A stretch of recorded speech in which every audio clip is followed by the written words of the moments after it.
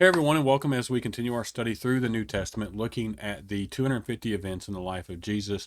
And today we are looking at Jesus telling about the rich man and Lazarus, or the parable of the rich man and Lazarus. And so we went from the Jesus teaching in the last few series about him teaching about the lost, right, and the celebration of the lost, how we should be looking for the lost, how God looks for the lost. And then now he's kind of he's flipped into money side of things, and rich and versus poor, and that kind of stuff.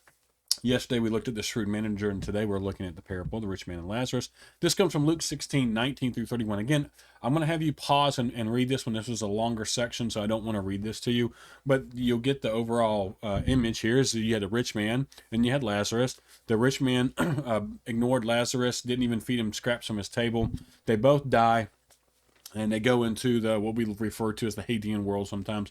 But there's this chasm between them, and the rich man is in the hell part of this world, and Lazarus is in the bosom of Abraham, as it shows. And so we see that the rich man is now the beggar, begging for Lazarus to come over and just dip water on his tongue, and then he says, it's like, no, remember you had many things during your lifetime, and so now this man who had no comforts is being comforted while you're suffering.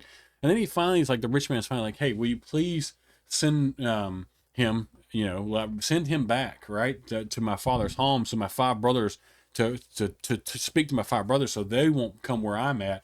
And Abraham's like, look, if even if I send someone from the dead, they're not going to listen, they're not going to turn their God. And so if they won't listen to Moses and the prophets, he says, they won't be persuaded even if someone rises from the dead. And Jesus is using this as an imagery here. And so the thing we got to realize here in this context is that the Pharisees considered wealth to be proof of a person's righteousness. If you were rich, then you were a righteous person. God had blessed you because you were righteous. And if you were poor, then you were being punished because you weren't righteous. And again, we know that this isn't true.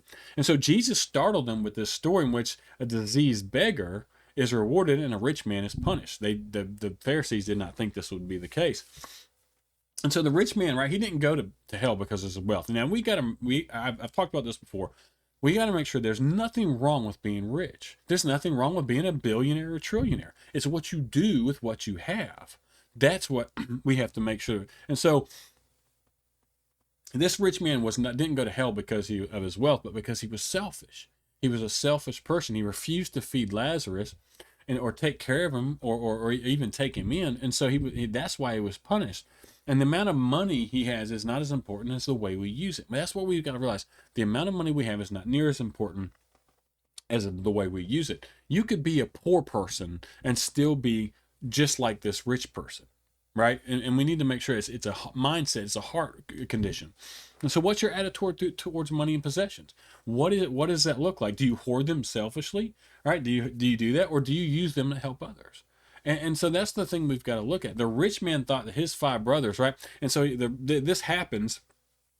This rich man's in hell, and he's like, hey, man, my five brothers will listen if you send someone from the dead. And the rich man, so he thought that. He's like, surely they'll believe if a messenger from the dead would arrive. We all kind of think that same thing. It's like, hey, if someone I knew died, showed up and said, hey, don't live this kind of life because this is where I'm at, it might wake some of us up.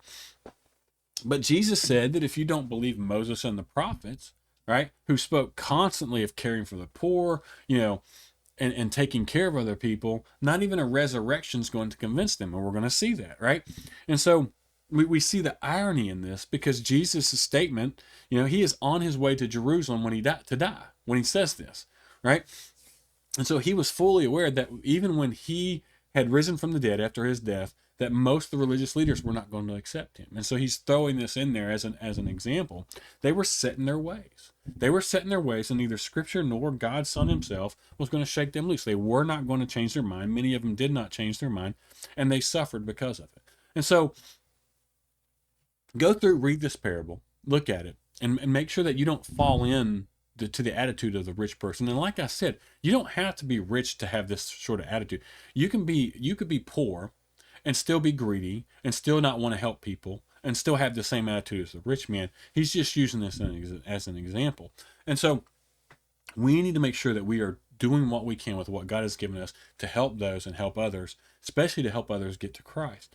And so, and not have this attitude, and make sure we pay attention to what Jesus, who did raise from the dead and has given us this message, that we pay attention to what he's saying and what he's instructing us to do. As always, I appreciate everyone for watching these. If you haven't subscribed to our channel, please go ahead and do so.